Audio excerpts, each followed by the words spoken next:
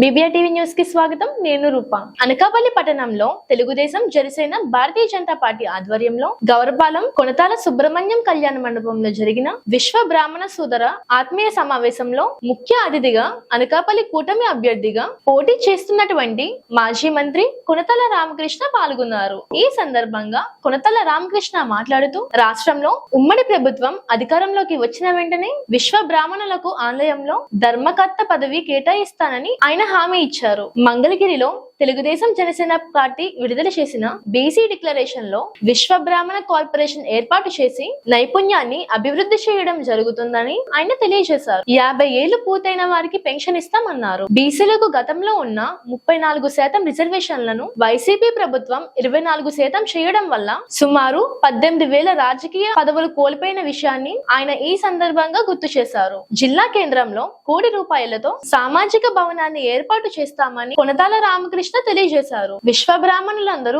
ఆలోచన చేసి గాజు గ్లాసు గుర్తుపై ఓటు వేసి అలాగే పార్లమెంట్ అభ్యర్థిగా పోటీ చేస్తున్నటువంటి సీఎం రమేష్ యొక్క గుర్తు కమలం గుర్తుపై ఓటు వేసి అత్యధిక మెజారిటీతో గెలిపించాలని ఈ సందర్భంగా విశ్వ బ్రాహ్మణ సోదరులను అభ్యర్థించారు. ఈ సమావేశంలో టీడీపీ జిల్లా అధ్యక్షుడు మాజీ ఎమ్మెల్సీ బుద్ధ నాగజగదీశ్వరరావు, మాజీ శాసన సభ్యులు పీలా గోవింద్ సత్యనారాయణ, లోక్ సత్తా పార్టీ రాష్ట్ర అధ్యక్షుడు బీసెప్టి బాబ్జీ, బీజేపీ నాయకులు కొనతాల అప్పలరాజు, 84వ ward TDP in-charge Neelababu, Vishwa Brahmana సంఘం నాయకులు, కార్యకర్తలు, అభిమానులు తదితరులు పాల్గొన్నారు.